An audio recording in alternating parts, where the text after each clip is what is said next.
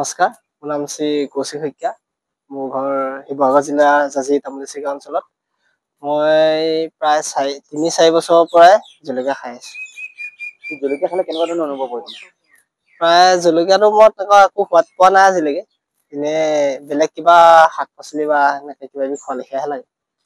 জলকীয়া যে লগোৱা, হয়, মানে জ্বলা পোৱা নাই?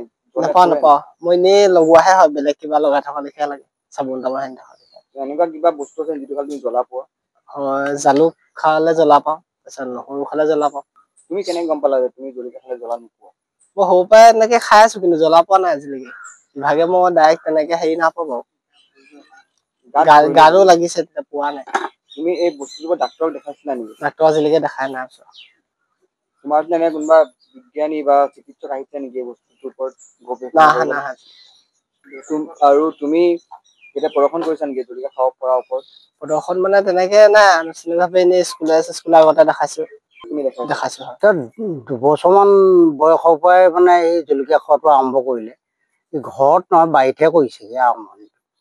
আৰু তেতিয়াৰ পৰাই মানে খায় আৰু জলকীয়া খাই মানে সি জলকীয়াই পুৰিছে বুলি মানে নাখায়, কিবা বস্তু এটা খোৱা বুলিহে খায় আৰু তাৰমানে।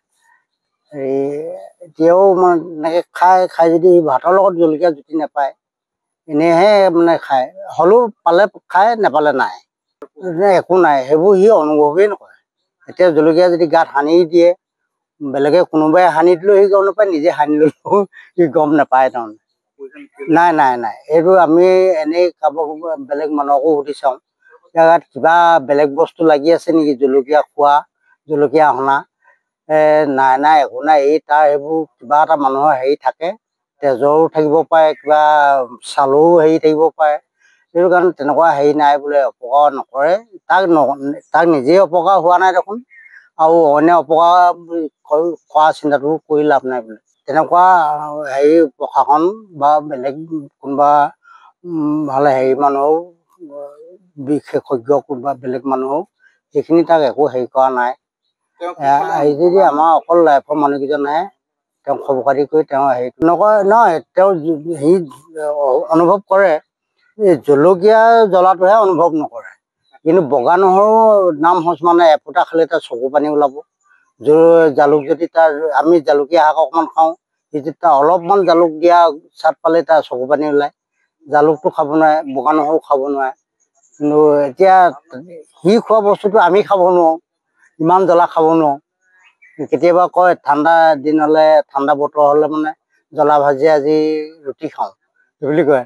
মুখৰ লোভ মুখতে যায়, জ্বলা খাব নোৱাৰোঁ আমি, তেনেকুৱা হয়। যিকোনো খবৰৰ বাবে যোগাযোগ কৰক 7099017330 লগতে 7099017110 নম্বৰত।